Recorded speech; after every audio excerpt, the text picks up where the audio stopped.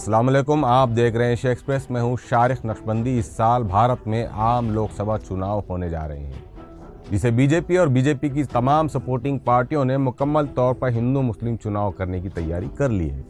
अब आपके जहन में ये बात आ रही होगी कि आखिर हम ये दावा किस बुनियाद पर कर रहे हैं।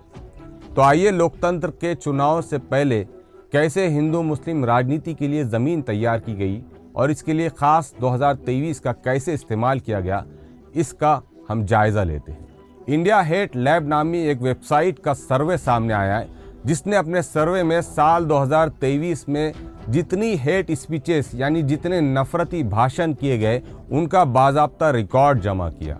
और रिकॉर्ड जमा करने के बाद जो बातें सामने आई वो परेशान करने वाली बात है। इंडिया हेट लैब का एक ग्रुप जो अमेरिका में रहता है, इसने पूरे साल 2023 में जितने नफरती भाषण किए गए उन तमाम का डॉक्यूमेंट बनाया, उन्हें रिकॉर्ड किया और उनका बारीकी से जायज़ा लेने के बाद अपनी कुछ बातें अवाम के सामने लाई।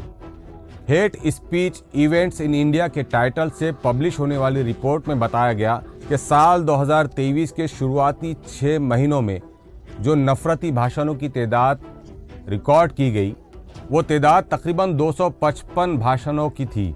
इसके साथ ही साल 2023 के आखिरी 6 महीनों में यानी जून से लेकर दिसंबर तक ये तादाद बढ़कर दोगुनी हो गई और 413 नफरती भाषण रिकॉर्ड किए गए। इस तरह तकरीबन 668 के करीब साल 2023 में मुसलमानों के खिलाफ किए गए नफरती भाषणों का बाज़ाब्ता इंडिया हेट लैब के पास रिकॉर्ड मौजूद है।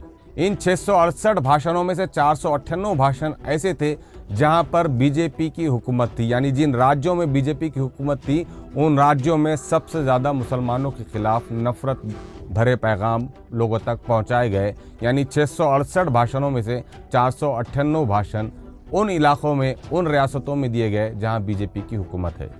इंडिया हेट लैब की इस रिपोर्ट के मुताबिक इन 498 भाषणों में 239 भाषण ऐसे थे जिसमें मुसलमानों को सीधे तौर पर तशद्दुद यानी मारने काटने की बातें कही गई थी और वहां मौजूद लोगों को मुसलमानों के खिलाफ उकसाया गया था। जबकि 420 भाषणों में मुसलमानों के खिलाफ साजिश, लव जिहाद, हलाल जिहाद, आबादी जैसे इश्यूज़ को एड्रेस किया गया। वहीं 25% भाषणों में मुसलमानों की इबादत गाहों को निशाना बनाने के लिए वहां मौजूद लोगों को वरगलाया गया। उन्हें ये पैगाम देने की कोशिश की गई कि वो सीधे तौर पर मुसलमानों की इबादत गाहों को यानी मस्जिदों को निशाना बनाएं। इंडिया हेट लैब की रिपोर्ट के मुताबिक पिछले साल असेंबली चुनाव जिन राज्यों में हुए, तेलंगाना, छत्तीसगढ़, मध्य प्रदेश और राजस्थान, इन चुनावों से पहले, इन असेंबली चुनावों से पहले भी नफरती भाषणों का इस्तेमाल किया गया, जिसका सीधा असर असेंबली चुनाव में बीजेपी को मिलता हुआ दिखाई दिया।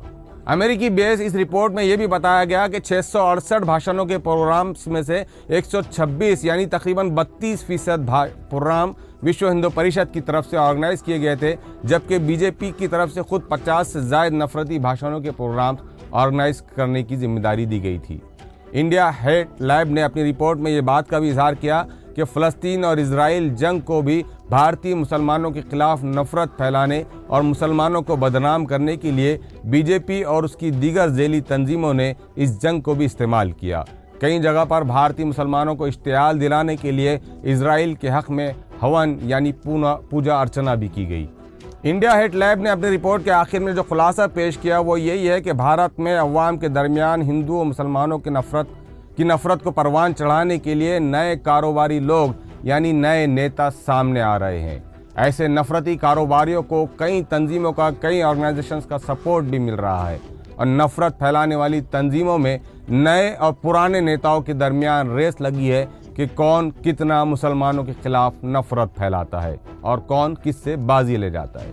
हम ये समझते हैं कि नफरती भाषण और नफरत फैलाने की इस रेस में भले ही कोई कामयाब हो या नाकाम, लेकिन इससे अगर सबसे ज़्यादा किसी का नुकसान हो रहा है तो देश का नुकसान हो रहा है। तो देश से मोहब्बत का दावा करने वालों की जिम्मेदारी है कि आए नफरती सौदागरों से देश को बचाए और देश को मजबूत करें। तो ये था एशिया एक्सप्रेस का एक शॉर्ट अपडेट, जिसमें हमने आपके सामने इन्वेस्टिगेटिव रिपोर्ट के साथ ये बात साबित करने की कोशिश की कि कैसे भारत में मुसलमानों के खिलाफ नफरत फैलाई जा रही है। उम्मीद है आपको ये बुलेटिन ज़रूर पसंद आया होगा। अपनी राय कमेंट बॉक्स में ज़रूर लिखें। हमारे चैनल को सब्सक्राइब करें, शेयर करें। शुक्रिया।